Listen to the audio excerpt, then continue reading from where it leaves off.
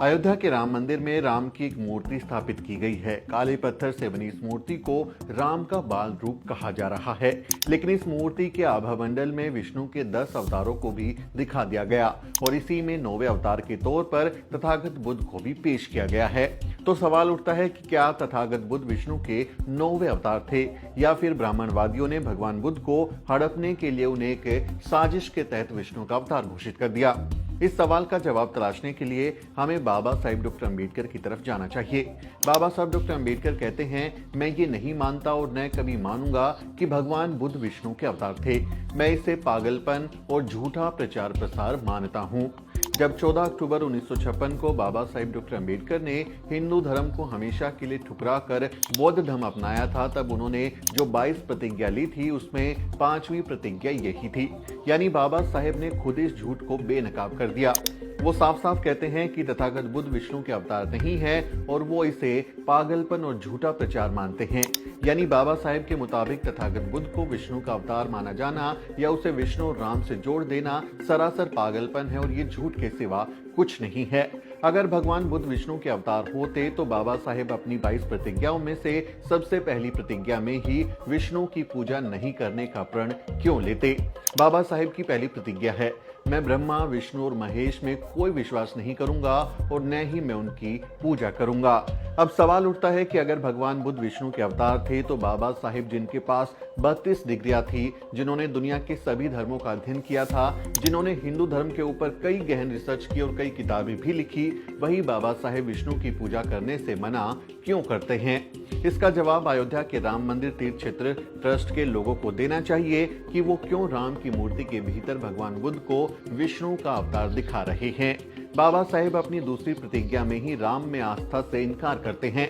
बाबा साहेब कहते हैं, मैं राम और कृष्ण में आस्था नहीं रखूंगा जिन्हें भगवान का अवतार माना जाता है। मैं इनकी पूजा नहीं करूंगा। यानी बाबा साहिब डॉक्टर अंबेडकर ना विष्णु को मानते हैं और ना ही वो राम को मानते हैं और ना ही तथागत बुद्ध को वो विष्णु और राम का अवतार मानते हैं, लेकिन फिर भी बड़ी ही चालाकी से तथागत बुद्ध को हिंदू धर्म से जोड़ने की साजिश हो रही है।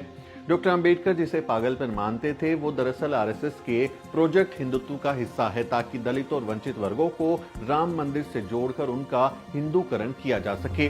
लेकिन क्या आप जानते हैं कि जिस राम का अस्तित्व वाल्मीकि के रामायण पर आधारित है, उसी वाल्मीकि रामायण में बौद्धों को चोरों की तरह दंडित करने की बात कही गई है। मीडिया विजिल पर एक लेख है, डॉक्टर पंकज श्रीवास्तव इसका जिक्र करते हुए रामायण के एक प्रसंग को याद करते हैं। वो लिखते हैं कि रामायण में एक किस्सा है कि जब भरत राम को मनाने जंगल में जाते हैं, लेकिन जब हर तरह से विनती करने और मनाने के बावजूद राम अयोध्या वापस आने को तैयार नहीं होते, तो दशरथ के याजक और ब्राह्मण शिरोमणि जाबाली ने उनसे जो कहा उसका अर्थ कुछ ये था कि नाते रिश्ते कुछ नहीं होते, हर व्यक्ति दुनिया में अकेला आता है, कोई प्रलोक वरलोक नहीं होता, जाओ और अयोध्या में राज करो। राम इस नास्तिकता और बुद्ध के प्रभाव में आने के लिए जाबाली को खूब कोसते हैं। एक श्लोक तो बेहद कड़ा है, यथा ही चोर से तथा ही बुद्ध स्थागतम नास्तिक मत्र विधि तस्मादि से सक्यतम प्रजाना से नास्तिके नाभिमुखो बुद्ध स्वायत। अर्थात जैसे चोर दंडित होते हैं, उनको दंडित होना चाहिए, दंडनीय होते हैं वो, उसी प्रकार वेद विरोधी बुद्ध यानी कि जो बौद्ध धर्म को मानने वाले लोग हैं उनको भी दंडित करना चाहिए, वो भी दंडनीय है। तथागत यानी कि नास्तिक विशेष और नास्तिक चारवाक को भी यहाँ इसी कोटि में समझना चाहिए। इसलिए प्रजा पर अनुग्रह करने के लिए राजा द्वारा जिस नास्तिक को दंड दिलाया जा सके उसे तो चोर के समान दंड दिलाया ही जाए, परंतु जो वश के बाहर हो उस नास्तिक के प्रति विद्वान ब्राह्मण कभी उन्मुख न हो, उससे वार्तालाप तक न करे। इस श्लोक को आप अगर देखना चाहें तो अयोध्या कांड के श्लोक नंबर 34 से 109वां सर्ग, पेज नंबर 528, वाल्मीकि रामायण गीता प्रेस गोरखपुर की प्रति में आप इसको देख सकते हैं। रेफरेंस के साथ बात कर रहे हैं कि ये वाल्मीकि रामायण में जिक्र किया गया है कि बौद्धों को चोरों के समान दंड दिया जाना चाहिए, वो दंडनीय है। तो आप बताइए, आप सोचिए कि अगर तथागत बुद्ध विष्णु यानी राम का ही अवतार थे तो फिर वाल्मीकि रामायण में बौद्धों के लिए चोरों जैसे दंड का विधान क्यों किया गया, बौद्धों का जिक्र इस तरह से क्यों आया वाल्मीकि रामायण में। अगर वो विष्णु के अवतार थे तो उसके प्रति तो श्रद्धा होनी चाहिए थी, लेकिन वो वाल्मीकि रामायण में नहीं है। क्यों बौद्धों को चोरों जैसा अपराधी कहा गया और उन्हें सख्त से सख्त सजा देने की बात कही गई। क्या राम मंदिर वाले इसका जवाब दे सकते हैं? जो अयोध्या में मंदिर बन रहा है वो बता सकते हैं कि ऐसा क्यों है, रामायण में इसका जिक्र क्यों है? अगर तथागत बुद्ध विष्णु के अवतार हैं तो फिर देश भर में हिंदुओं के जितने भी मंदिर हैं वहां तथागत बुद्ध की पूजा क्यों नहीं की जाती?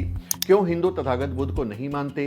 क्यों हिंदू भगवान बुद्ध के धर्म से परहेज करते हैं? अगर बुद्ध भी विष्णु के 9वें अवतार हैं तो फिर राम भक्त तथागत बुद्ध के बताए रास्ते पर क्यों नहीं चलते?